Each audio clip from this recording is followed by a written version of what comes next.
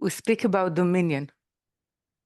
Okay, when we speak about king, we speak about dominion, and it suggests sort of coming together of something that is the dome. This is where dominion comes from.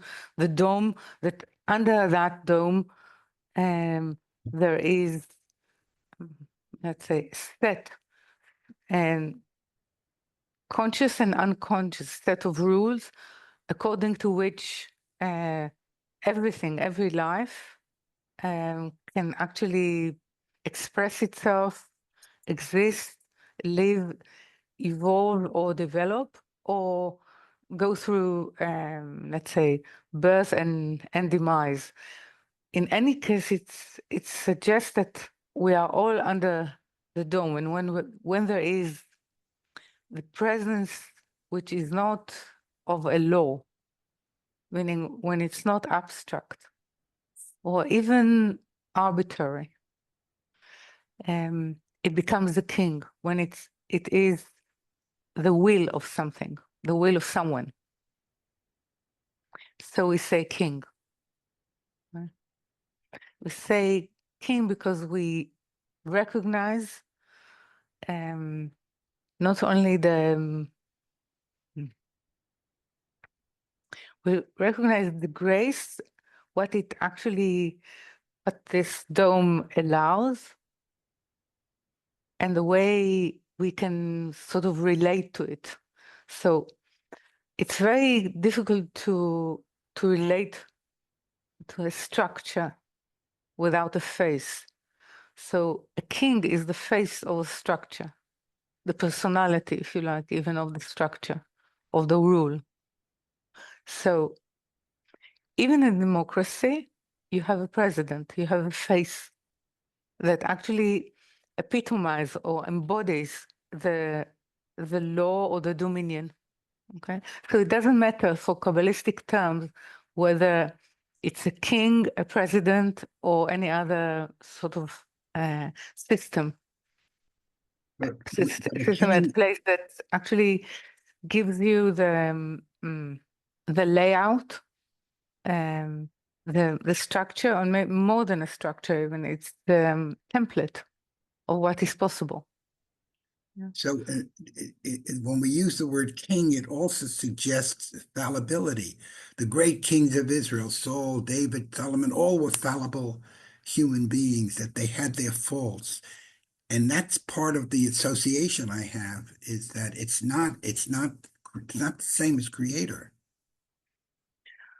Oh, but it's like you can say that a king, and this is why Shmuel had a problem with anointing king, because he was sort of afraid that we will associate the fault of a corporeal king with the fault of that king. Yeah. But in effect, the incompletion, which is usually really emphasized in Torah, of the kings, is to do with the incompletion of creation. The fact that creation needs completion.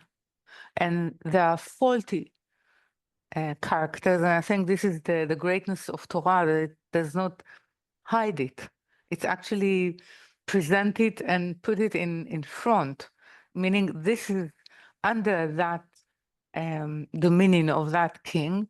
This is what needed to be reformed in him, and therefore in the generation. Okay. So it starts with the dominion of some sort of a king priest, which was Moshe. Then you can say a general, which was Yoshua.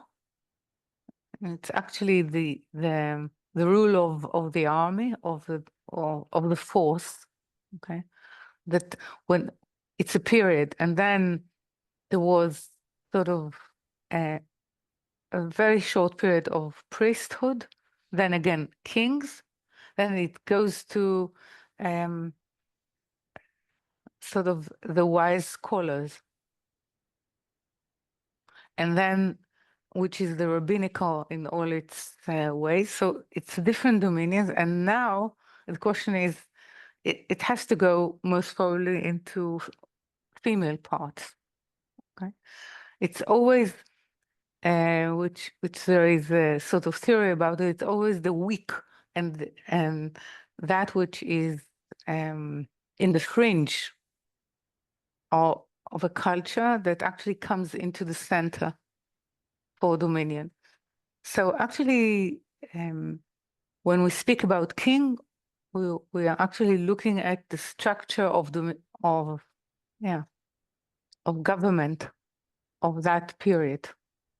Yeah. So And does it how it all, relates, actually, how it relates to the King of Kings, if at all. If it doesn't relate, it's as well a relationship. does it also suggest that there is an incompleteness in the creator? Does it suggest that there's something more that has to happen? In his capacity as a creator, he created a place for us to, or he created a dependency of himself on us to be able to be revealed, to be present, up to a point. There is a plan when he will be fully present, but in the meantime, you can say in the interim time, which is the 6,000 years of reformation, there is some sort of a condition or contract that we can be influential in relation to the presence of God. So from human being perspective, which means from the will to receive to oneself, it usually will be perceived as a weakness. But from a standpoint of belief or completion of, it's actually grace and generosity. Okay. So we play basically, as well in this article, we play with those states in ourselves. It means how we actually consider, how we think. It's more than think. It's how we perceive through feeling, trying to feel, or try to create a vessel that can sense, one can say, the presence of the higher, and we try to acquire as well the reasoning and the knowing of the way the creator acts within creation, so we can emulate it actually. Okay, so it's not suggested, there is in it as well what I would call,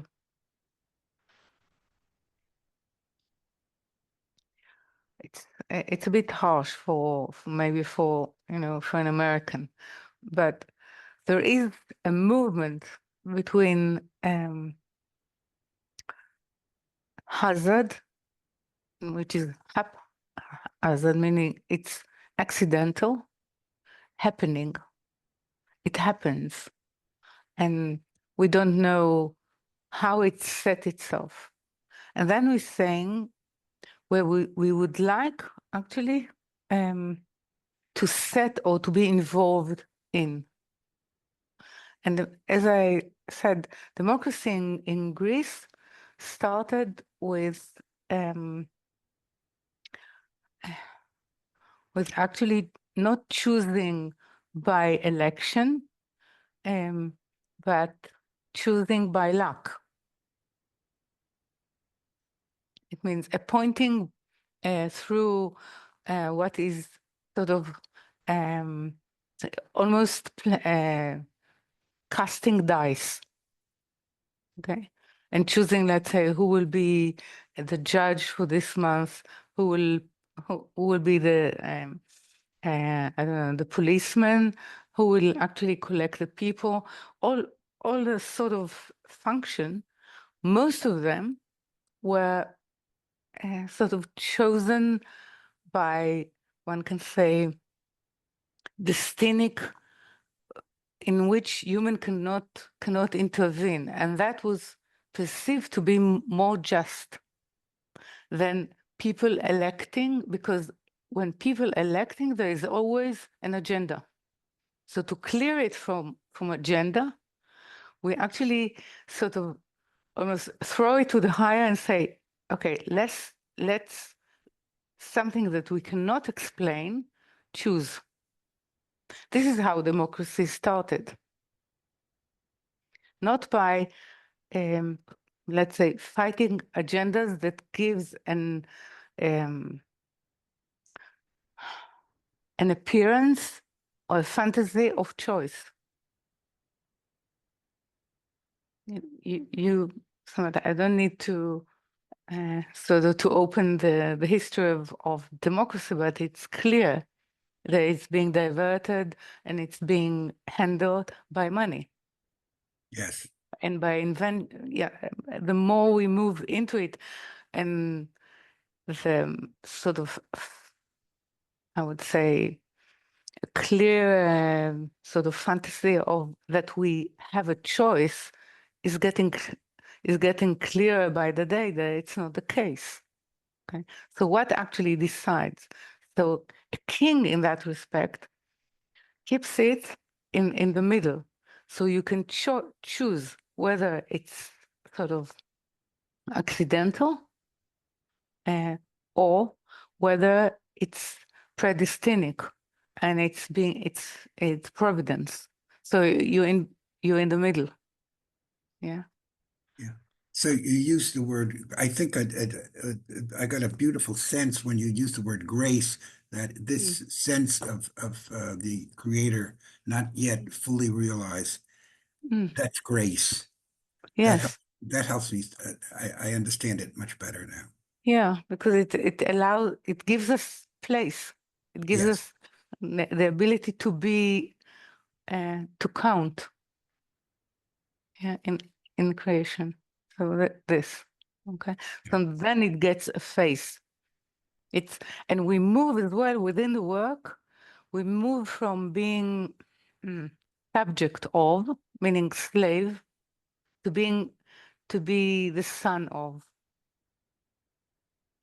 So you move, the work moves us. This is we spoke a bit yesterday when we spoke about Metatron, the movement between slave, that is there's a state of recognizing oneself as a slave, actually cause in me a sense of the evolving sentiment to become part of, which means a son or a daughter of the king. Okay, so it's all in relation to someone, will. Yes. Okay, so this. Okay.